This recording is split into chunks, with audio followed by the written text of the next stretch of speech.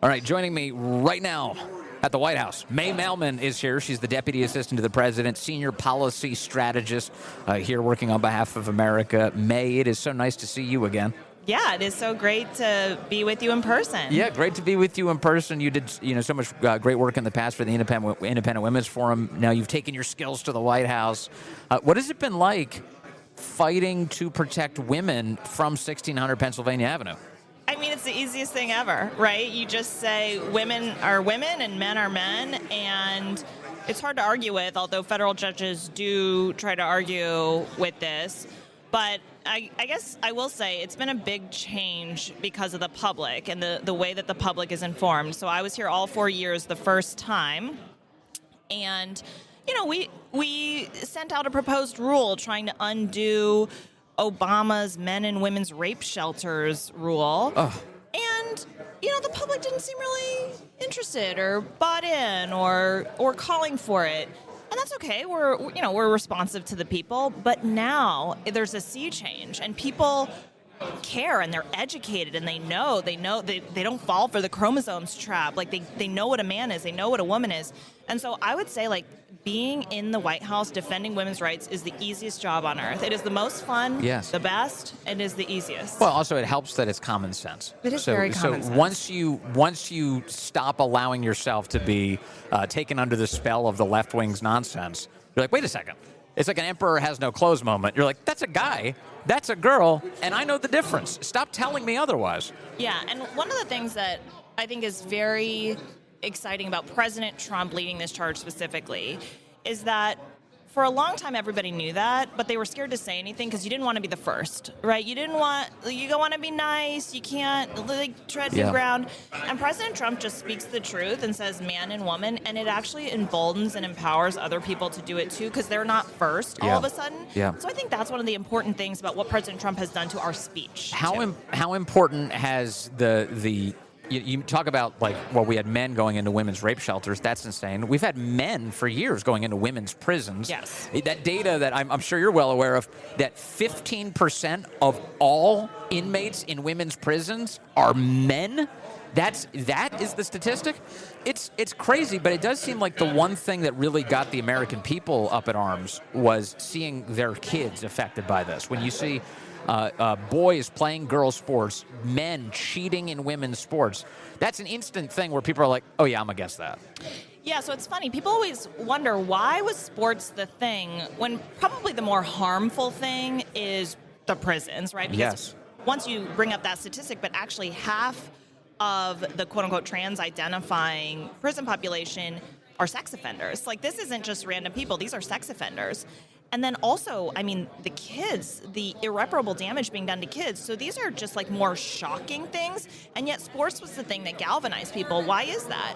And I think it was because people could see it and feel it, and it was actually happening to them. People had denied that this was actually happening in the world, but you and I know that it's true, and it's prevalent.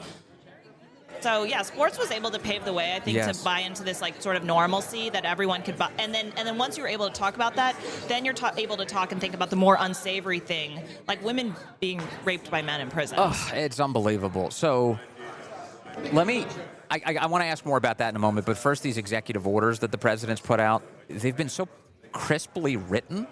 I don't know if I can't recommend enough. It's not typical that I would say this, but go read a government document. Go read these executive orders, because the rationales and the evidence and the specific things that President Trump is attacking are so well considered and thought out. How did that happen? How did we get to the point? And he's releasing a lot of them. So he's obviously, there's a big team of people who are all working to make this happen. How do we get executive orders that look like that go right to the root of the issue and rip out this thing like men being in women's sports? Yeah, so I work for Stephen Miller, and Stephen has been the president's speechwriter for a very long time, very much knows the president's voice, knows how the president thinks.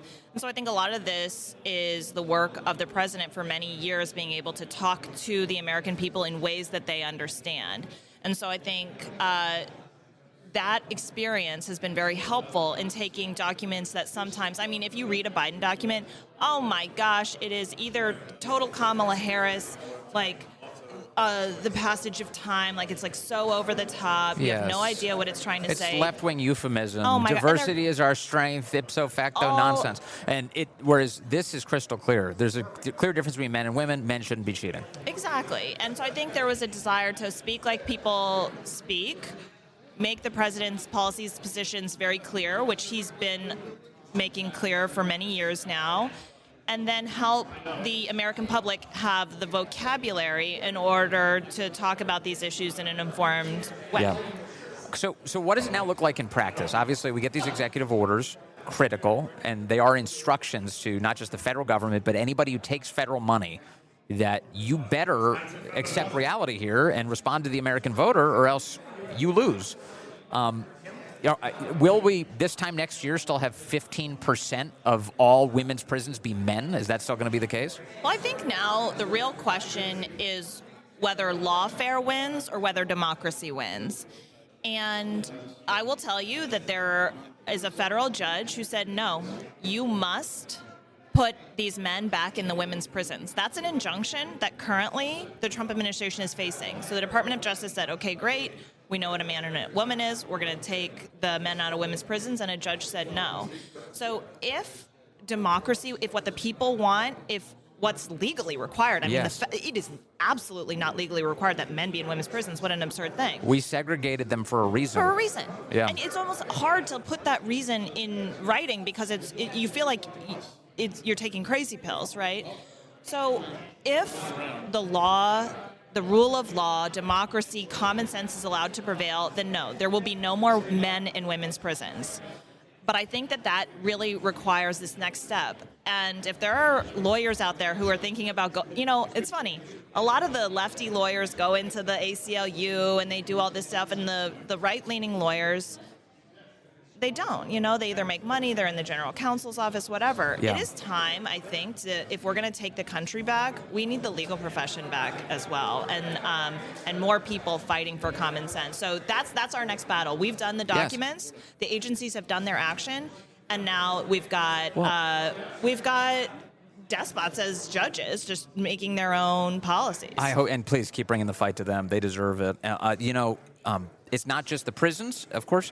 It's also the military. I saw this week that some judge is in the midst of questioning the rationale. Why are you trying to stop transgender people from being in the military? And explain this to me. I'm sorry. The question that before the judge, if I understand this correctly, is supposed to be, is this legal? Yes. That's the only question. Not, do I endorse the president's rationale? Did I vote for Trump? Did I vote for the other guy? That's supposed to be irrelevant in the courtroom, I thought. Yeah, I think actually maybe judges do need to be biologists at this point because it is getting too complicated for them. So, yeah, the Department of Defense does not allow a lot of people who are on various drugs, like even if you have to take ADHD medication, you're unable to serve in the military, not because you don't like those types of people, but because what if you can't have access to your drugs in certain circumstances and you're unable to focus and unable to serve your country? It is not different if you are trans-identifying. And so the goal for DOD is to make sure that our military is ready. And instead, judges want to quiz lawyers on, well, how many sexes are there? Well, judge, guess what? There's 2, and this judge think that there's, many more than that. And so you have to question the judge's competence. And I have full confidence that we're going to explain to the judge that there are 2 sexes, and we're comfortable with the Department of Defense recognizing that. In fact, we should hope so. You should bring little kids in to have them describe it. Just pinch hit as lawyers. All right, now we're going to have a 6-year-old Yes. explain to you the difference between boys and girls. Yes, too much time in law school can really melt your brain, I guess. But yeah, the idea that the Department of Defense is unable to have basic policies expanding their readiness and ensuring that, and it's not actually just a drugs and a surgeries thing. If you're the type of person who demands everybody call you the pronouns you request, then you have put yourself over your country and over other people and over uniformity. And the whole goal of the military Yes. is to be selfless. And there's just something so not selfless about gender ideology that does not align with the ethos required for Of a course. warrior. You need a unity of purpose, and you can't if you're so racked with narcissistic insecurity, you can't be handed a weapon and sent off to war. It just doesn't work that way. No, this is not and about you. You ask any commander, at least any commander who's not overtaken by left-wing politics, they're going to tell you the truth about this. And yet now we have judges trying to interfere in this, not for legal reasons, but literally just because they disagree as a matter of opinion with biology. Yeah, it's not something that, I was asked the other day, like, when will there be a time where there's no more men and women's sports or no more men and women's racial, when will that day come? It's like, well, when will there be no murder in this world? I don't know. Like, it's hard to figure out when good and reasonable will prevail. But I think at this point, the thing that I can see and the real change that I can sense is that there's a vocabulary now. And so we are no longer accepting that the word woman includes man. Yes. And so when you can actually have that conversation and say woman, and people don't say like, oh, what do you mean by that? And, cisgender comes out of our vocabulary and trans woman comes out. When we can capture that vocabulary, and that is the reason why the sex definitions EO was first. Because once you can use the words, then you can advocate for the policy. And the world might not change overnight, but having that language is the most important. Language dictates the way you think. Yes. It's really obvious. And well, it's obvious now. I think for a lot of us who were asleep to it for a while, we just thought that this ridiculous language didn't have lasting consequences. It does. It creates a sort of a mind control over the public.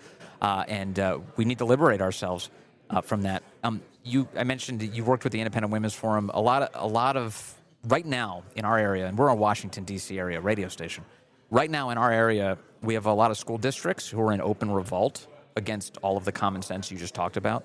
And I can name them, Loudoun, Prince William, Fairfax, Arlington, Alexandria. They're pushing back on all of this. The president and the Department of Education have said, you're going to lose your federal funding. And that's a big deal. Fairfax County, they get $50 million a year in federal funding. How quickly do you envision something like that happening? So for some context, I don't think there has ever been, a Department of Education investigation that has resulted in a school losing Title IX funds, ever. So any timeline will be faster than the existing timeline. But the reason why that's never happened is schools comply. The Department of Education comes and says, hey, I think you're allowing a lot of rape to happen on your campus, and the school goes, oh, whoops, we better fix that. Yeah. And so this open revolt against protecting women, so you talked about a lot that are in the Northern Virginia area, but for example, in Denver, they just took out a women's bathroom, not the men's. The men can have a bathroom, but they took out the women's bathroom and made that the quote-unquote all-gender bathroom. Oh, my gosh. So it's like, wait, what? That is a direct Title IX, the women have no bathroom and the men do. This is insane. And the Department of Education sent a letter, and they basically said, no, we're going to double down. Well, then guess what? You are discriminating on the basis of sex, and you are going to lose your funding. And so for people who think that these investigations are going to drag on forever and result in nothing, the reason they've resulted in nothing in the past is because schools have complied. And if schools are not complying, then they will not have their funding. And there's not some stream of funding that's the Title IX funding. Title IX applies to all federal funds. It is a rule that if you get money and you are an education program, you don't get that money. A condition of that money is that you follow the law. Yes, that you don't discriminate based on race, that's Title VI, and that you don't discriminate on the basis of sex, that's Title IX. And this is a fair deal. I get some money. I don't do those things. I feel like we ask very little of people. And so I can't give you a timeline, but I can give you a certainty that you gotta follow the law. Yeah, I agree. And okay, last thing. And I know you're not even going to presume to schedule the president, but I have to say, I keep saying this, I want him to go to a school board meeting. I think it'd be the greatest scene ever if he just showed up in Loudoun County and said, he owns property in Loudoun County, thus entitling him to be a part of the public comment period, and show up and just issue the statement during the public comment period, you are now losing your federal funding. It could be a good warning shot to every school system in America that wants to declare war against the kids. All ideas are good ideas. This is a particularly entertaining one, and I'm not against it. I'm not against it. I hope the president's not either. We'll see. May Mailman, thank you very much. All right, what a thank pleasure. you.